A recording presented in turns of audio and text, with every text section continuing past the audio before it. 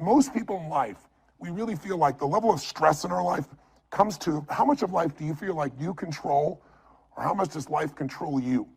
Do you tend to control more of what's going on, or events controlling you? It's very easy to have those events start to take control unless we take control of what's between our ears, our own mind. You see, what you and I focus on massively affects how we feel, whether we're thriving or surviving. If you focus on what you can't control, if you focus on the past, if you focus on what's missing from your life constantly, that pattern of focus will make you frustrated, overwhelmed, depressed. It won't even matter if you're, taking antidepressants. If you keep focusing on what you can't control, what's missing from your life, you're going to feel depressed still. You can take as many antidepressants as you want. Focus equals power. If you want to thrive, you got to focus on what you can control. You got to focus on the difference you can make. You got to focus on what's already in your life that you're grateful for. And I have a little process here at the end that's my gift to you, which is just a simple ritual that can bring you back to this place. So one thing that leaders do is they focus on the things they want, they focus on what they can control, they focus on what they have a combination of gratitude, strength, and commitment. They really unleash the second element. They have a vision. They have something that they're after, something they want to create, something they want to contribute, something they want to give, something they want to make happen. And that's when you become a creator again instead of a manager of life. And it's easy to lose that sense of vision in your life through disappointments. Hey, we've all had them. You get all excited about something and then, life seems to crush it. Somebody betrays you. You betray yourself. You don't follow through, and then you don't trust yourself at the same level. What makes somebody a leader is they build this certainty, and not only with focus, not only do they get a vision for what they want, but they bring that certainty in their body. Listen, if you've ever been to one of my live events, you know that one of the greatest things about, let's say, Unleash the Power Within is you go through a weekend where you literally train your nervous system to have certainty. I mean, how the heck do we get people to storm through fire? It's not about fire walking. It's about getting yourself to be able to take action in the areas of your life that normally you would more than hold back, where your brain would take over and say, I can't do this, are you crazy? Somebody else did it, but not me. What we do is get people in a state where you're going to follow through, where you're going to face your fear and do it anyway. And the way we do that, besides changing people's focus, showing you how to direct and control that focus, is also by learning how to use your body as the tool to change your state. Listen, if I drop my shoulders enough, if I were to breathe shallow enough, if I were to slow down and say, I don't know, I'll give it a try, and go into this state, I'd be like Samson getting his hair cut off, right? Because what we don't realize is that our mind is directly affected by the way we use our body. If you change the tempo in which you move, if you change the way you breathe, if you change the way you use your voice, you literally change your biochemistry. And the one thing that you'll see that's the same with the greatest golfer in the world, or the greatest musician, or the greatest, actor, is they have this sense of certainty, and it isn't born. It's something that you make as a habit. You drill it into yourself. I sure as heck didn't have that sense of certainty growing up, not even close. And what I found myself doing early on is I felt so uncertain, I couldn't get myself to do anything. So I developed these rituals of certainty. I would go on these runs, and on the run, even though I didn't feel like it, I would do these incantations where I would say out loud over and over again, God's wealth is circulating in my life. His wealth flows to me in avalanches of abundance. All my needs, desires, and goals are met instantaneously by infinite intelligence. For I'm one with God, and God is everything. And I would say that over and over and over for 30 minutes. Just crazy. And I would envision it, God circulating, his wealth circulating my life, and I'd see the wealth of love and friendship and impact and growth and economics and all these things, physical fitness and aliveness. I'd see this wealth of abundance flowing, oceans of it, into my life as I went and did these things. If you envision something clearly enough and you bring certainty to it over and over again, if you engage your physical body in a simple ritual, it could be as little as 10 minutes a day. I call it my hour of power, or 15 minutes to be fulfilled. And all you do is you take 5 minutes, and in those first 5 minutes, you get yourself moving, and you get yourself in a state of certainty in the way you move and the way you breathe. You focus on what you're excited about in your life. You focus on what you want to create, what you want to bring to your children, what you want to bring to the world. And it changes your state. We all know what happens when you're out of state. When you're burnt out, when you're frustrated, when you're overwhelmed. You snap at people sometimes, feel bad about it. You didn't mean to. It's just the state you're in.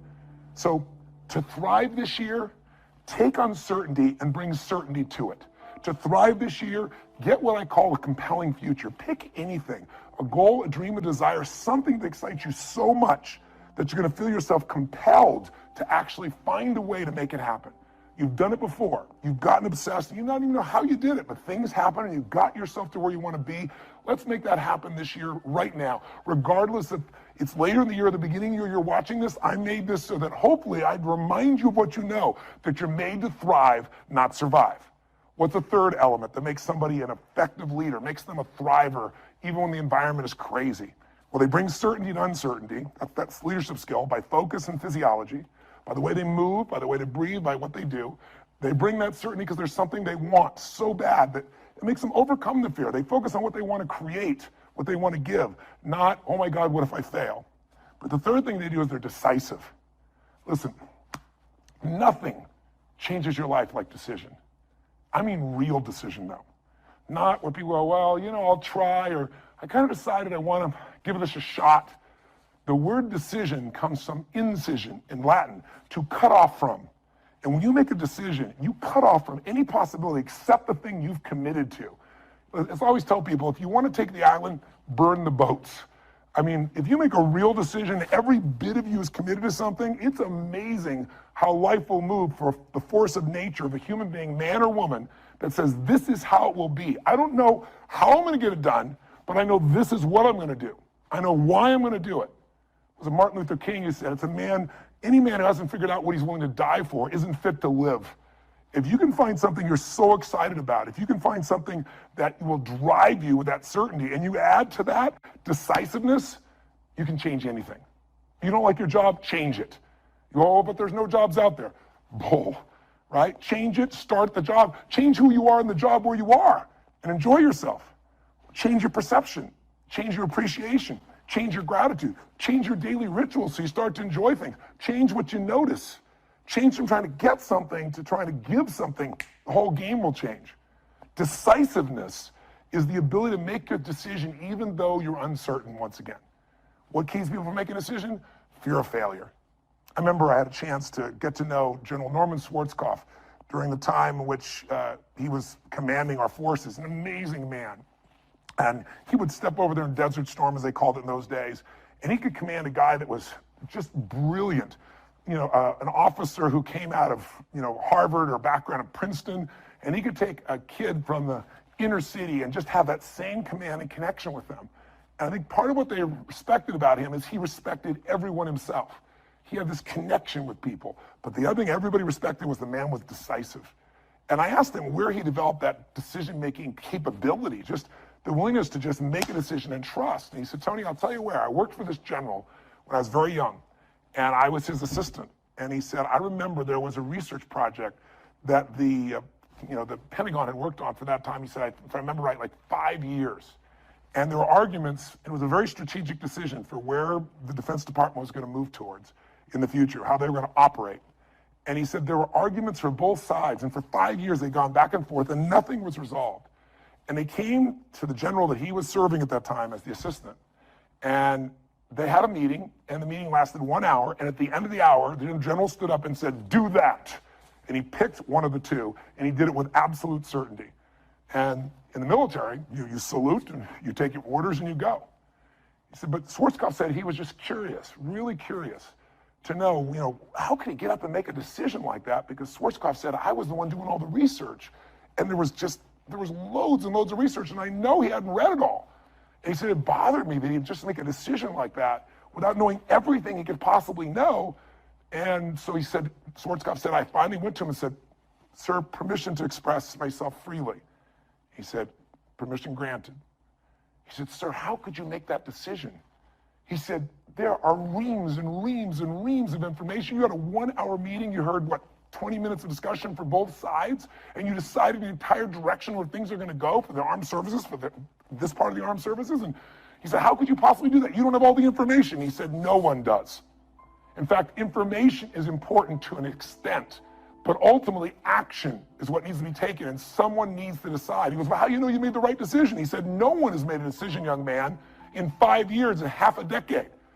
What I decided will be right, because either we'll put all our resources and we'll make it right, Or if it's wrong, we'll discover that quicker than sitting on the fence for another 5 years, and we'll find out it's not right and we'll change. Leadership is making decisions. If you're going to lead your own life, you got to make decisions. And what Schwarzkopf said is he realized rule number one in life is when put in charge, when put in command, take charge. Make the decision. If it's right or wrong, you're going to find out quicker than if you sit around. And the interesting thing is the more you make decisions, the better you get. What makes somebody a leader? What makes somebody a leader is they're willing to make the decision other people won't make. They want to put themselves on the line, knowing that you're going to be wrong in some of those decisions, but you're going to find out quicker, and you can simply adapt and change your approach to still get where you want to go. Be decisive. Don't like your body? Change it. Don't like your relationship? Change it. Start by changing you. If you've changed you, it's still not right, then change it. But the way you make any change happen starts with a decision. All action, all results are mothered or fathered, if you would, by a decision. What's one small decision you can make right now that would take you in a direction you know you need to go? What's a big decision that might be really tough, but if you really made it, truthfully, it would take you on a new direction in your life, because whatever direction you head into will lead to an ultimate destination or destiny. When you know what's right, it's time. When you're still fearful, it's still time. You want to change your life? Decide. Decide something you're going to do. Decide something radical. Commit an act that moves you forward instead of thinking more, because we all can get caught up. I tell people, you get in your head, you're dead. The brain is a great thing to strategize with, but there's a point which you got to get back in your heart and you got to put yourself on the line and do something. So if you're going to thrive this year, bring certainty to your decision making by just putting yourself in that state and trusting. Trust your creator, not just a manager of life. What do you have to do? Get a vision for what you want. What else? Decide. And step 4, real quick, act. There is no such thing as decision without action. A real decision, you cut up things off and you make it happen. You do something. And I've always found in my life, never leave the sight of making a decision to something that's important without doing something in that moment that commits you to follow through. Take some action in that moment. Because otherwise, here's what happens. You get excited or something makes sense to you, you're passionate about it, and you go, I'm going to go do this. And then you go home and you get caught up in emails and phone calls and other people needing things from you. The next thing you know, you're out of state and you don't follow through. Has it happened to you before? I can promise you if it hasn't, it will in the future. People that succeed, when an opportunity is there, they trust. They trust. If I'm going to thrive, this is here in my life for a purpose. Life isn't happening to me. Life is happening for me. And even this pain or challenge or this opportunity is something I'm going to find a way to make use of. I need to make a decision, and I need to do something right now to move things forward in the direction of what I really want for my life. Even if I don't know the final destination, I need to move in that direction. I need to take some form of action. Most people, they have all these visions. Maybe they start to make a little sort of decision, but they don't make a real decision because they don't act on it. And if you don't act on it, your ideas, your dreams will die in your mind. They'll die on your lips. And think about it. Most people in North America, around the world, the Western world, are they truly fit, strong, and healthy? Do they truly have a relationship that's totally passionate? Do they love their work? Are they economically free? The vast majority, you and I both know the answer is no. If you want to be like most people, then what you got to do is figure out how to survive. If you want to lead, you got to thrive. And you have that capability, and you're probably already doing it. I'm probably speaking to the choir to some extent. If you're still watching this right now, you have turned me off as a raging maniac who's on a rant, because that's what I am. I'm on a rant right now. A rant to call to your soul to say, no matter how great life is, take it to the next level. Find the way to thrive on the very things that stop other people in their tracks. Thrive on what produces fear inside you and in other people.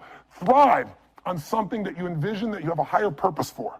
Thrive by being decisive. Thrive by taking massive action. And if the massive action doesn't work, if what you try doesn't work, just simply try something else. And if that doesn't work, try something else. If that doesn't work, try something else until you find what works. Now you can speed that up by modeling, by finding somebody who's already getting the results that you want to get in your life. Somebody who already has lost 30 pounds and kept it off. They aren't lucky, it's been 5 years. Somebody who started with nothing and now they're financially free and their family has an extraordinary quality of life. Why not figure out what they do? Somebody who truly is happy, not because everything's going their way, because they find a deeper meaning and a richness in everything around themselves, whether it be their children or nature or even problems. Because obviously, if we have no problems, we feel dead inside. Problems can either destroy you or call you to become more. If you look at the biggest challenges in your life, if you brought certainty to it, if you better vision beyond the problem, if you made some decision of what you're going to change, even if you didn't know how, and if you took immediate action with enough intensity, massive action, you probably found the cure-all. You probably found a way to adapt and get where you want to be. That's what thriving is really all about. But the ultimate thriving is not just breaking through and making things happen. The ultimate thriving for this year or any year of your life is to remember the secret to living is giving. It's to, as corny as that sounds, it's to connect to something bigger than yourself. And it can be done so easily. It can be done right there at home. Instead of running past your kids, looking at your phone, it's stopping, connecting. It's kissing your spouse in a way where those sparks happen, like when you first met, instead of how you doing and moving on. Most of us are moving so fast, trying to manage our lives, that we're not thriving. Thriving comes with depth. You're not going to find thriving in a friendship that happens in milliseconds online. Nothing wrong with it. It's great connection. But a depth of a real friendship is not your Facebook friend. It's not the same as being with somebody and actually having your full attention, not while you're monitoring what's going on your cell phone. Just the experience of being with somebody. But contributing your caring, contributing your interest, contributing in a simple way.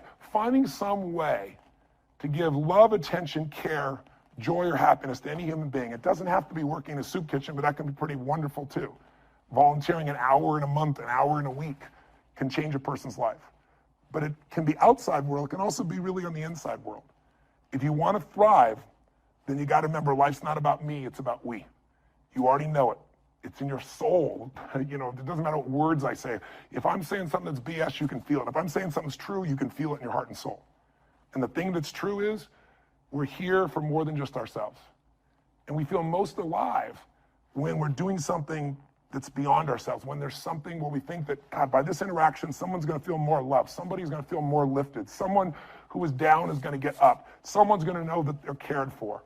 Or I'm going to help somebody physically, food, skills, ability, talent, whatever. Helping a stranger or helping someone you love, help comes from a place where you're abundant, you're not scarce. So the most important time to help is when you think you need it. So next time you're really feeling down and out, maybe find somebody else who's much worse off, because there's always somebody there if you look around, and see what you can do to help them. And watch what that does to change your entire spirit, psychology, and state. You'll find yourself thriving when you step into a life of meaning beyond you.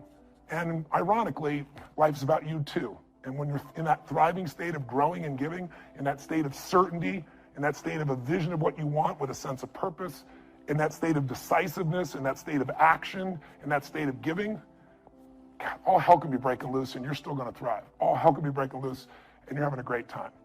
So next time you're feeling uncertain, remind yourself you're a creator of life, not a manager of circumstances. And I hope this little trigger will remind you that also what'll help you have this is not just this video that you watched here, which maybe watching it again will be helpful, maybe not, it's up to you. But if you get the heart of what I'm really sharing, it leads to the end to understanding that our lives are a reflection of our rituals. If somebody tells me this is their dream, this is their goal, I say, that's wonderful. Tell me your plan, but more importantly, let me see your rituals. And we all have rituals, whether you know it or not. Rituals equal results. If you're overweight, it's because your rituals. Just find out what they are and change them.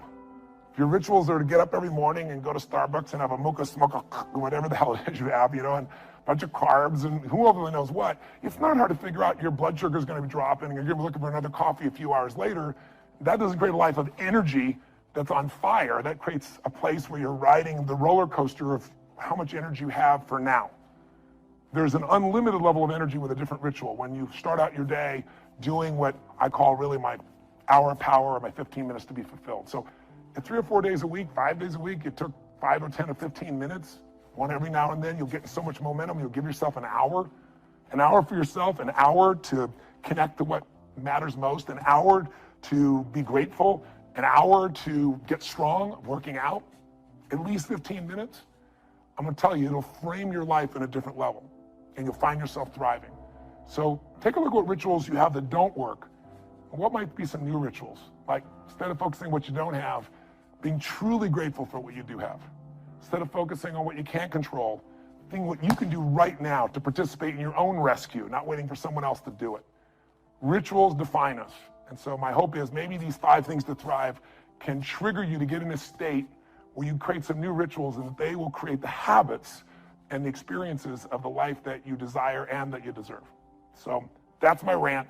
I hope it touched you. If it didn't, I apologize because my intent is pure. Blessings to you, and I hope I have a chance to serve and see you soon, maybe at an event or somewhere else in the world. And live strong and live with passion.